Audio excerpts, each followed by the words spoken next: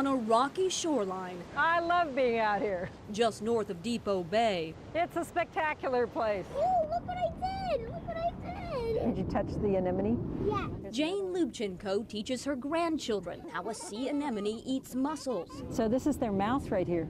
This is a snail called a limpet. Hey. Very happy. It's closing up to want to go. How a curious harbor seal is more than just a cute face. This is a very dynamic place. We found a sea star! Yay! And how the discovery of a healthy sea star is a rare find these days. So here's one of our sea stars. And this one looks healthy, which is fantastic because so many of these stars have been dying. You want me to keep your snail? And while grandmother is perhaps the title she is most proud of, Can I feed another? Dr. Lubchenco has had many distinguished titles in her career, a career that first brought her to Oregon back in 1977. That's when she left Harvard to come to Oregon State University, along with her husband and fellow professor Bruce Mengi, to teach marine biology.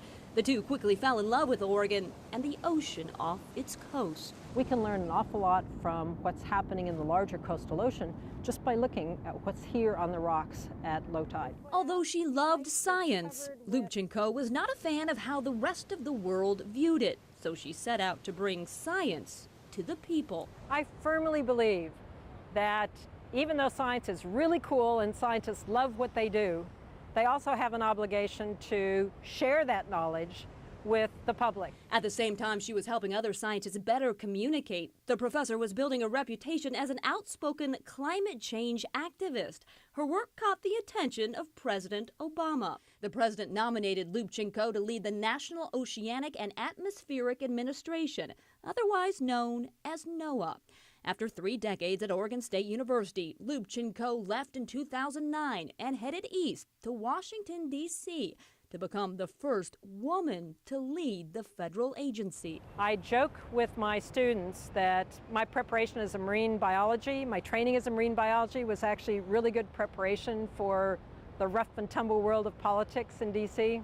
because I already knew how to swim with sharks. During her 4 years at NOAA, Lubchenco faced unprecedented challenges, including the Deepwater Horizon oil spill, a dysfunctional weather satellite system, and the most extreme weather the U.S. had seen in any 4 years in the nation's recorded history. But she tackled each one of those challenges with the same persistence she tackled her research. We got a lot done, and I'm really proud of it. Despite numerous job offers elsewhere, Lubchenco returned to Oregon State University in 2013 to continue her research and focus on an ocean that she says is warming and changing. The ocean is now 30% more acidic than it was at the beginning of the Industrial Revolution. And that's happening because of all the excess carbon dioxide we've pumped into the atmosphere.